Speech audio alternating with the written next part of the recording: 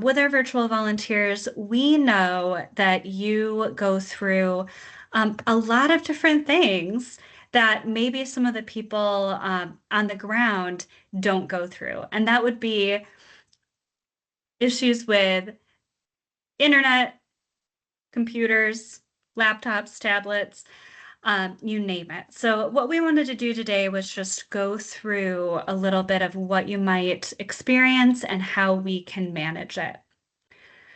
Um, so, the first thing I want to do, I really want to have us all think about the feelings that come into play when we're coming across an issue or an obstacle, especially when it's virtual. So, with that, and I'll describe some of these pictures as well, but I want us to look at the pictures on the screen and I want you to share with me how, what feeling is associated with what you see. So what we're seeing on the screen here, see someone at their computer and they're getting an error message. So something may be going wrong with their computer or with the program they're using. We see someone struggling with low battery. So maybe their laptop's dying and they don't have the cord with them. Um, we had someone who's actually struggling to see what's on the screen, and sometimes that's an issue. There are a few instances where you get online and the website that the person created was not made to be viewed via a smaller screen, like a tablet or a phone. So not being able to see everything correctly. And then the last little picture is somebody struggling with a clock. So time management, running out of time because of an issue that may have come up, or just because of any other issue not related to being virtual. Sometimes we run out of time for a project.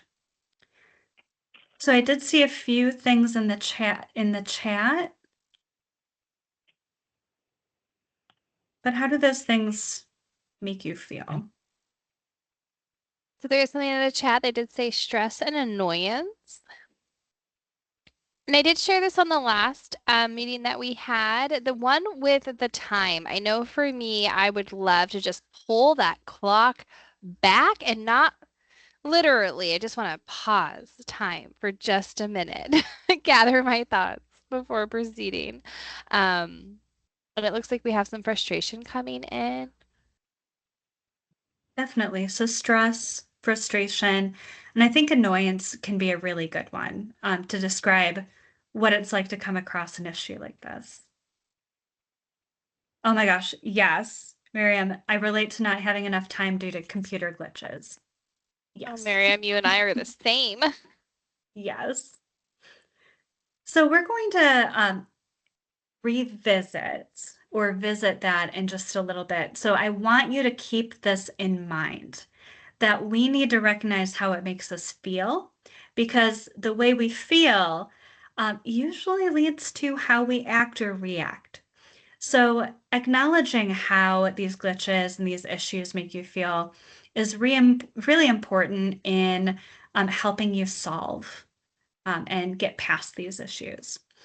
So, what we want to do today, we want to kind of introduce you to this acronym here, um, success.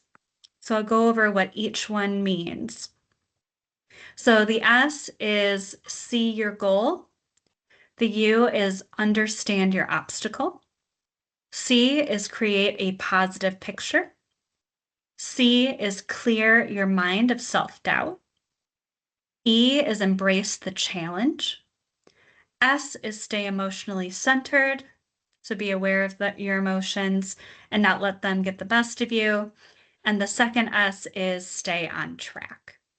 So this is just a useful um, selection of tricks to help you manage handling computer glitches. So what I'm going to do, I'm going to pause here and I'm going to hand it over to Rebecca. And Rebecca is going to go over some really useful tips on handling glitches and keeping that grit. All right, so kicking off how we handle glitches with care and confidence. So no matter how careful we plan or how much experience that we may bring to a task or a project, unexpected errors occur and are an inevitable part of any process. When we experience these glitches, we always want to try to stay calm and try simple fixes first. Always keeping in mind that, glitches do happen to everyone. So starting off, we're going to ask for a show of hands, or if you're not able to show your hands, feel free to say here, here. Who has ever dealt with a Red Cross system glitch? There we go. And as we see those numbers climb, you can see that you're not alone, right?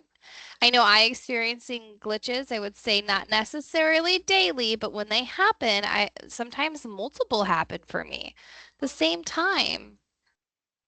So this section is going to contain a few tips and tricks that you as volunteers or us as staff members can do to attempt to resolve glitches on our own. So whether an error message or a computer complication, this checklist is going to be full of problem-solving skills that can help the newest or most experienced volunteer or even staff member be successful. So let's go ahead and get ready and initiate our self-recovery sequence. Kicking it off, we're going to go ahead and start with the basics. The first thing we always want to do, restart our devices. I know we've all heard that saying, did you turn it off and turn it back on? This can help resolve simple glitches by providing the system with an overall refresh, helping with the connectivity issues or maybe computer programs. We also always want to check our connections and power. So ensuring that the system is connected to a power source and that all cables are connected properly without any damage to those cables is always really important. Checking for maintenance. So clearing your cache and cookies resolves any sort of browser related issues and browser speed. We also, when we are having those browser difficulties, maybe even using an alternative browser, this helps you identify if it's maybe the browser or a website glitch or even a computer glitch.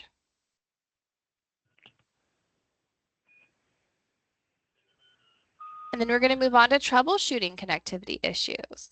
So checking for updates, making sure that our software isn't outdated, allows all of our applications to run smoothly, and this can help ease compatibility issues during operating times. This always ensures that everything remains up to date and can increase speed, decrease those vulnerabilities, and increase site operation functions. So always try to check for updates and try not to postpone when we do get those notifications to initiate updates. And then checking for outages. So being aware of internet outages in your areas to decrease the time you spend navigating on resolving these issues and decreasing that unnecessary stress.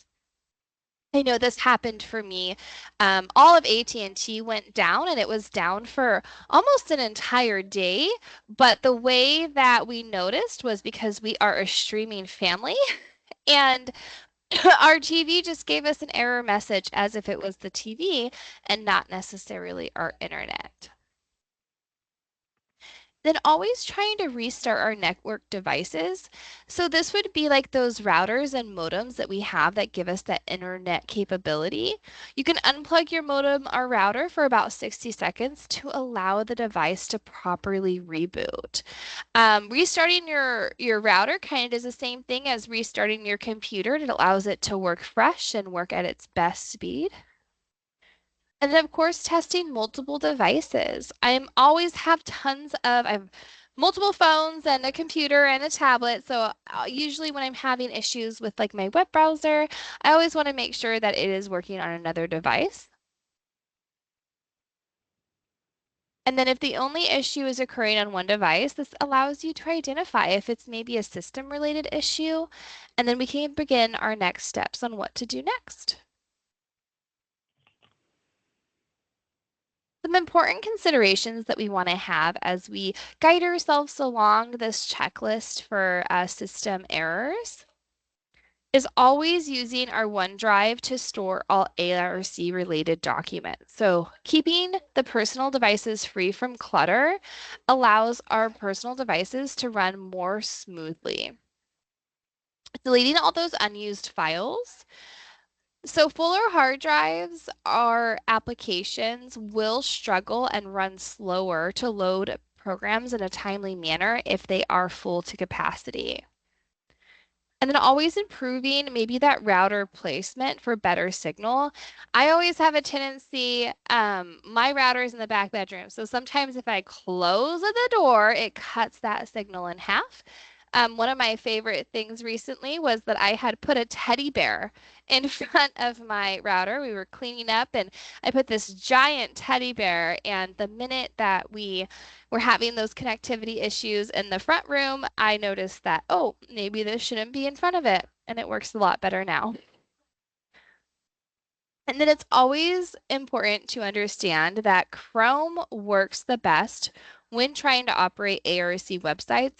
But again, it may not be foolproof. So make sure that you are able to have access to another web browser so that you can definitely check it, especially in times that we need to check if it is a browser related issue. And then being that you are Red Cross volunteers or staff members, you all should have an @Red Cross email address. And anybody with an @Red Cross email address is able to contact our IT for that type of support. There is a number to call. And so for those of you joining us on the phone, I'm going to go ahead and read that for you. So you can go ahead and write that down. It is 188 1-888-778-7762. Let me double check that's a 6. Yes. I was correct.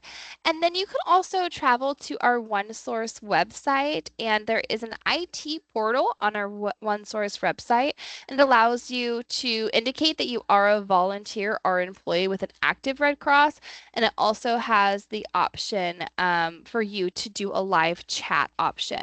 This is my favorite feature. I love to submit screenshots to them. I also love to have it open on my phone so that I can go back and refer to the steps they're telling me to do as I'm doing them on my computer.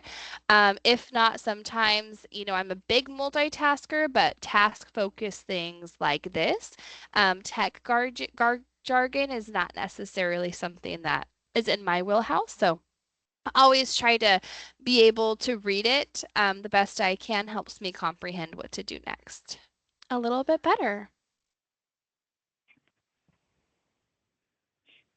And then now that we have our checklist for how to handle those glitches, we're going to talk a little bit about what we can do to manage our grit. Grit is those things that are time-sensitive projects or even trying to juggle personal life with our volunteer experience. And these are really great things for methods to stay on track. So kicking it off with another one of those wonderful scenarios, please feel free to use the chat. If you are off mute, join us from your phone. Feel free to just say some stuff out loud.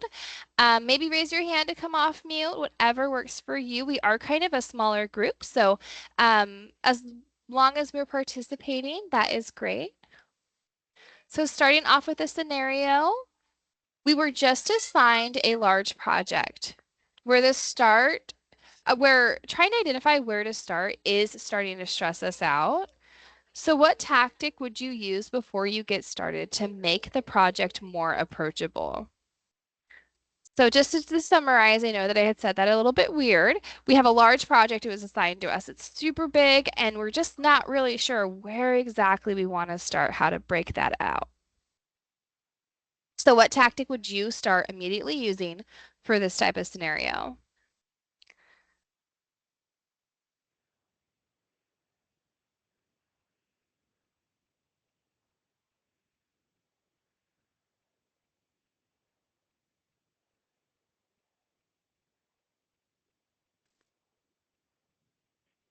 So I know for me, I would definitely want to start with, you know, sitting down and making a list and breaking that large project down into maybe smaller pieces or steps that I can feel are more manageable. Yeah, yeah. Thank you, Evan, for that. So making a list, making a checklist of all those moving pieces to the project is always a really good place to start. Let's go ahead and read about what other effective ways there are. So an effective way to approach this project is break it down. Look at the entire project and mark down steps that can be taken and use as many steps as you need. So these are your personal notes. You weren't provided with a checklist sometimes for these projects. So just making sure that you are doing things that you can read and see your project. So as you complete the steps, you can mark them off and see that progress in your own eyes. And there, it's really funny because I do this a lot when cleaning. I look at the kitchen. We have a family of six. And I look at this and I say, okay, I'm not going to put cleaning the kitchen. It's going to take me quite a bit to mark that whole thing off. But if I put it as sweeping the floor, doing the dishes, wiping the counters, those are multiple steps. And then we are seeing our progress unfold as we go. And then Miriam provided to make sure that I have and understand all the instructions. That's really good in response to the scenario that we had. And always making sure that you clear those cookies and cache and updates are done. Modem is connected. So prioritizing tasks, you can figure out which tasks are most important. So involve a supervisor, a manager, whoever may be assigned that project, just to ensure that we understand not only what it is, but maybe understand if we run out of that time between our volunteer time and our personal life or other projects, that we are able to still complete the project as a whole.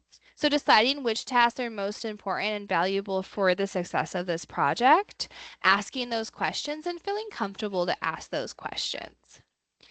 Ensure that the projects and assignments that are due soon are finished before the new project. So sometimes the project as a whole may not be due for a couple of months, but they might want to start seeing progress on the project. So just making sure that we break that up and we are able to show that progress and meeting those deadlines. And then some projects may have different steps, so check to see if some steps need to be done first to accomplish a task in time. So like what order these important steps need to be done. And then always remaining flexible. Deadlines may change if you have to reprioritize, and that is okay. It's okay, especially when working with Red Cross. We are an organization that we are the face of a disaster, right? And there are some times that we have deadlines and they may get moved up and they may get pushed back. And then we do have a few time management tips here. So trying to use a timer to accomplish your tasks will allow you to stay on track. We also setting a timer and making yourself focus on the project until the timer is done. So this is my 25 minutes to focus on this project. I'm only giving 25 minutes today so that I don't go crazy focused on this project. And it's always about while that timer is going, maybe not taking those additional phone calls or breaks or anything until you are finished with that 25 minutes. And then you can use your phone timer on your are the timer on your computer. And if your phone is too distracting, so for instance, if I have my phone timer on, my volume's typically up, which means my phone may ring, I may get notifications. Sometimes a little bit of sounds do distract us, but there is I'm gonna say it wrong, Pomodoro timer. It's a kitty timer online that you can actually use, and it gives you about 25-minute time blocks, and it's super cute. It does have a nice black cat as well. And then making a checklist is great too. So, to organize your thoughts and feel accomplished, again, those checklists, they really do come in handy. And then being able to write down each task step or the project will allow you to watch your progress. And then this lets you see how much you're getting done and how much is left in a clear format. And I love that. Lets you see your progress, lets you see what you've already accomplished. And it does allow you, again, to plan future for this project, right? Maybe it's taking a little bit longer than we anticipated. Maybe we need to either ask for help or put some more time aside to do the project focused work. And now I'm going to go ahead and hand it back to Evan for talking a little bit about that grace section of this presentation.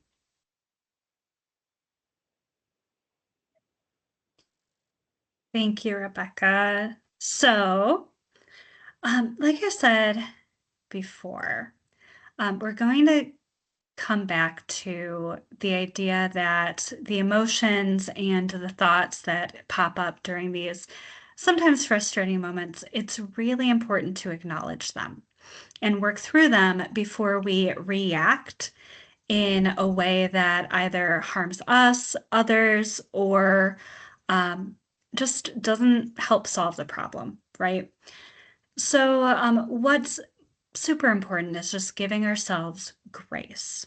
We need to make sure that we are allowing ourselves time to pause, think about, what's going on, reset, and do things that help us move towards our goal rather than moving away from it or getting kind of stuck where we are. So I want to give us all a couple strategies that might help us when we come across something that's frustrating. And one strategy I want to share with all of you is what's called box breathing. So we may have heard a lot about um, special ways to breathe or special ways to control our breathing in order to get back to this balance or remove stress. So, box breathing, it's called box breathing because uh, we are providing the same amount of time for each action. And if you put those pieces of time together, four sides, it makes a box.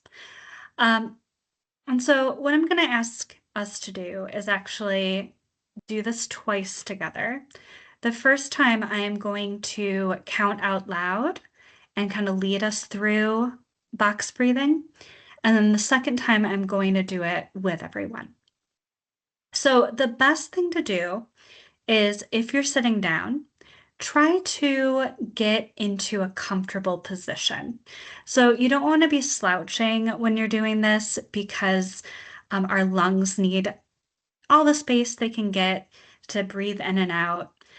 And so try to sit up, but not to the point where it kind of aches.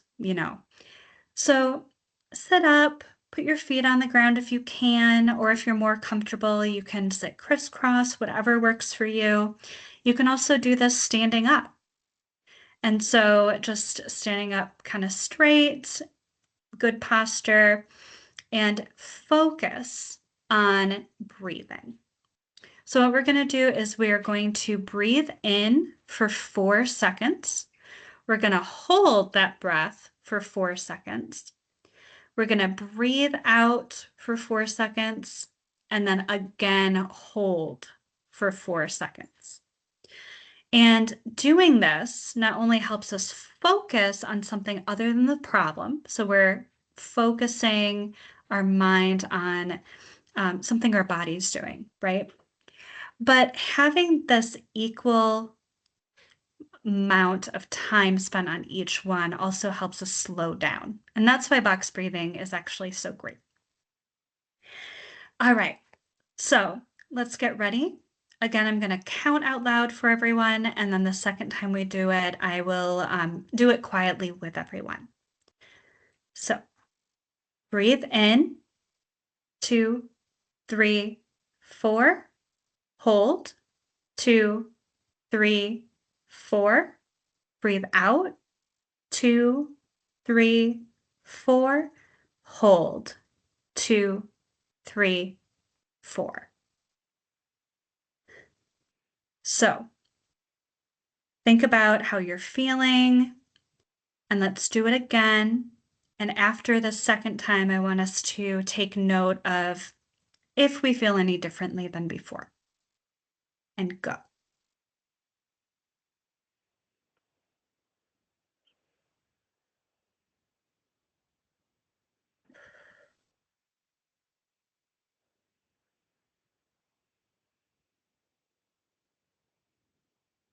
All right.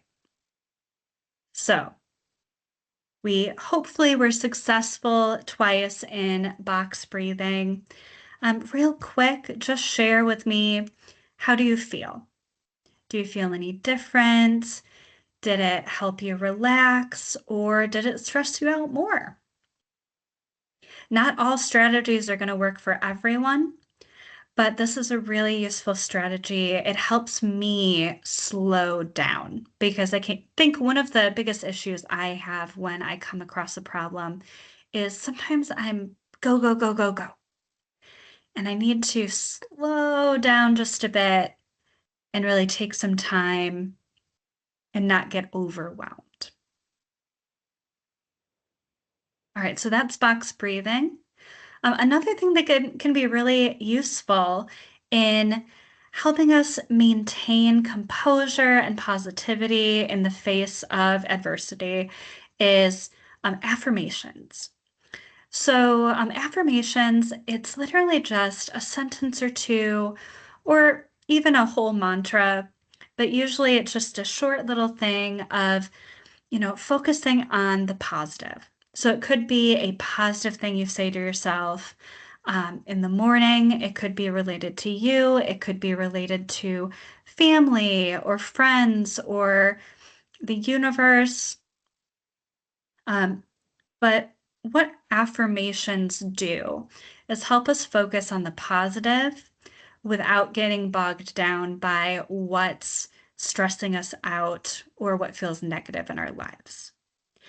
So an example of an affirmation, we have a couple on the screen here, but some of these are really short, believe you can is a great one, especially when we're feeling like we keep running into these problems and you're starting to feel like you can't do something. Um, Come back in the moment and realize I am fully capable of this. I believe I can. Another great one is one step at a time. And that goes back to how to break down a big project, right? Break things down into steps. Nobody does something in a giant leap, right?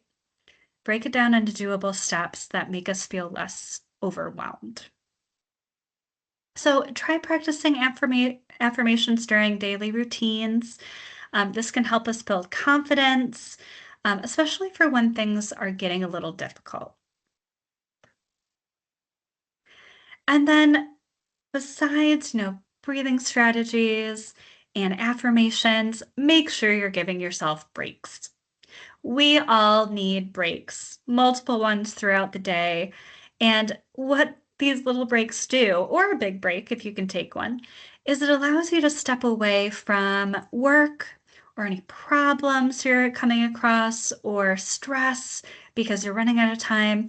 It allows you to step away from that and realize the bigger picture of I'm here, I'm now, I have control, and let me take a break. Let me step away. Let me not worry about this and maybe get some fresh air. Take some time with a loved one, whether it be a human or a pet. One of the things I like to do during little breaks that I give myself is find my cat and bug the heck out of him. He probably doesn't like it that much, but he'll lay there and let me give him some love and pets. But that helps pull my mind away from what's stressing me out and helps me refocus and realize, hey, I've got this. I'm fully capable of doing the work that I need done, but I'm also fully capable of taking time for myself and providing that peace. Please make sure you're giving yourself breaks.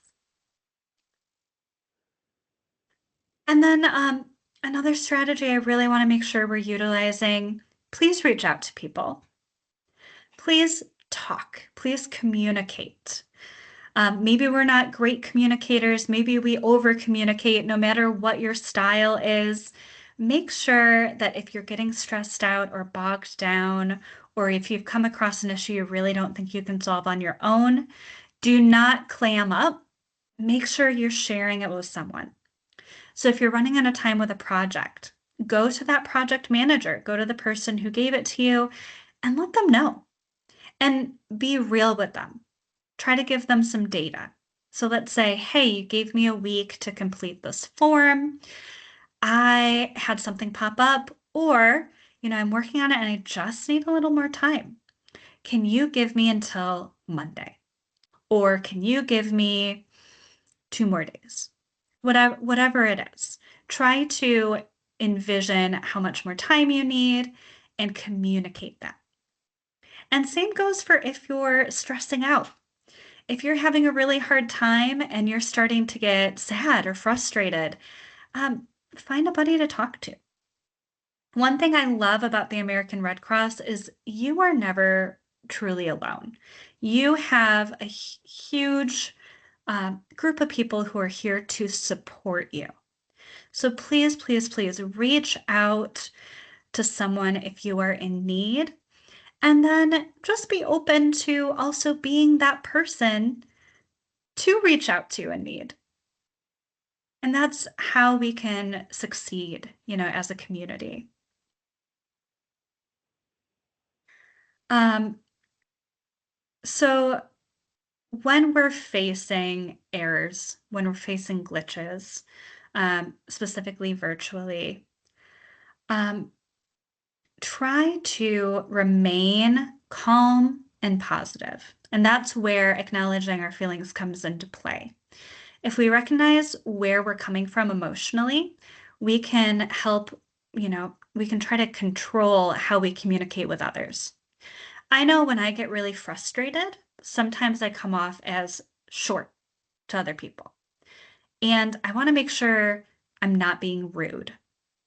So sometimes we got to take that break.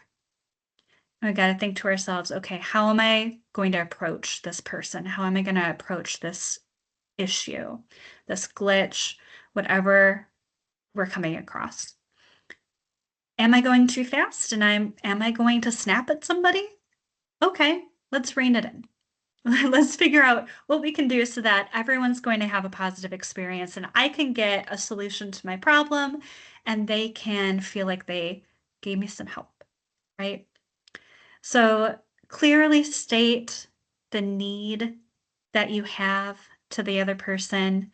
Make sure you show that you value their time that they're giving you.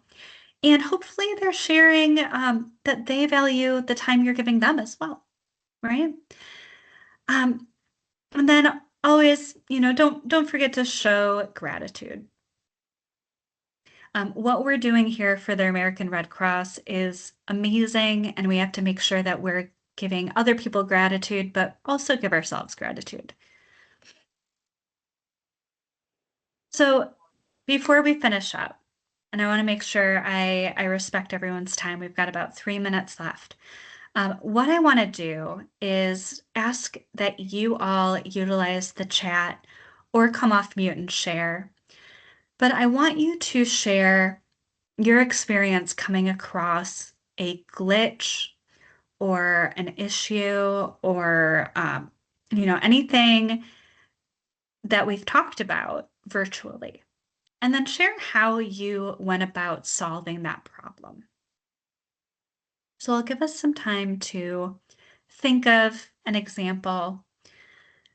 But what's important is to share these examples, and then sharing how we solved them may help someone else in this room that is like, oh, I didn't even think of that strategy. That's a great idea. So here's my example. Um, One of the many things I do during the day is I connect with and onboard new volunteers. And I came across this amazing volunteer. They were ready to just jump in it. They were so excited. I loved their enthusiasm. I wanted to meet it and continue it. And so when it came down to them choosing blood drives to help out at, we both agreed that they preferred a list of blood drives coming up. And I agreed with them. I'm a very visual person. I like giving that to people. So what I did was I went on Volunteer Connection and I tried to pull up our report that shows very nicely a list of all the upcoming blood drives.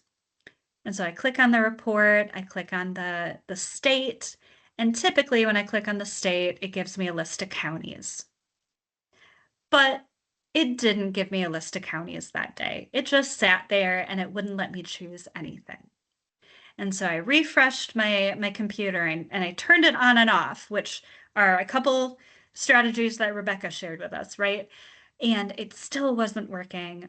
And I started to feel that time management twinge, you know? It's like, oh, they're waiting on me. I really want to get this to them. And it stressed me out. I was stressed. And so what I did was I stepped back and I took a break because when I feel pressed for time, I start to rush and might miss solutions, right? And I put in an IT ticket, which is a great way to go if you have an IT issue that needs handling. And then I brainstormed some ways around my issue. And unfortunately, it did take a little more time, but I ended up just manually typing out what was coming up for them. And I got it to them that day. And everybody was happy. I was frustrated, but I was able to manage that frustration and get, that solution out to the person that needed it. Miriam in the chat. So when I first started with the Red Cross, I could not share my screen in team meetings. I never used Teams before, but I was really frustrated it wasn't working. I ended up reaching out to my supervisor who connected me with the tech team, who gave me some suggestions. Deleting and re-downloading the app, updating my computer, and that made it work. Awesome, Miriam. Thank you for sharing that. Because especially when we can't pop up with a solution, that is so frustrating. I like having all the answers, and it's very humbling. And I get humbled every day, realizing I don't have all the answers. And it's so great that we have, Miriam, you had your supervisor you could reach out to, and your supervisor had the tech team that they could reach out to. Don't forget about that support team that you have here at the Red Cross. Please utilize it. Even if it's not just for problem solving, even if it's just for talking things out. All right, I said I'd respect your time. I'm 1 minute over. I'll stay on for a short period of time if we have any questions. It is 10:30 at night here in Michigan. So I won't stay on super long, but I do want to give you the opportunity to share anything that you weren't able to share. But thank you everyone for joining us.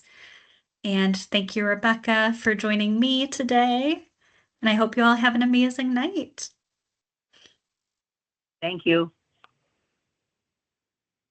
Thank you. And thank you for your patience. I know this wasn't 100% phone ready, but I'm glad you stuck with us.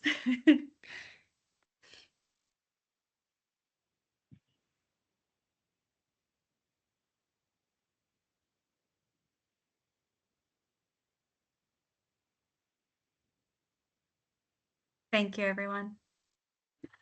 Hi, Miss Evan. I just wanted to introduce myself. My name is Miriam. I was trying to be super engaged throughout. I had an internship with Miss Rebecca over the summer, and now I'm trying to get involved in a capacity with Caring Communications. Really excited about it. And I've already met Miss Kelly before. Um, during like a kind of interview thing, and so I'm just really excited to meet you. I've been popping into some of the more recent caring communication sessions, just trying to get a feel for how the flow works, and then also Mr. Beck has been telling me about back end, and so yeah, I just wanted to introduce myself. Oh, thank you, Miriam. It's so nice to meet you. Rebecca shared that you're going to be joining us, and I'm really excited about that. So, that's awesome. I'm so glad you could be here with us today. I do talk about you lots, Miriam. Oh my gosh, All Mr. good Becker, I'm things, so all great happy. things. Oh Miriam my Well, is I gosh. going think, to start with her volunteering part of it. She's going to help us build out some modules and bring that yes. unique perspective of a virtual volunteer for us. Virtual volunteer that has had so many issues virtually volunteering and still sticking it out for a mission. Mhm. And also, she is very related to the caring communication program. In her interview, she talked a lot about empathy, and she even has some training with younger students on using caring and empathy. So super, super exciting. I'm so excited. Well, it sounds like you're gonna fit right in. And I think you'll really enjoy your time with everybody. Uh, they're a great group of people, and the topic, the theme is super important. Mhm, mhm. Definitely. And that's really what honestly just appealed me to um, the program in the first place. Plus, Mr. Beck is really awesome, so that was a plus. She is. Um,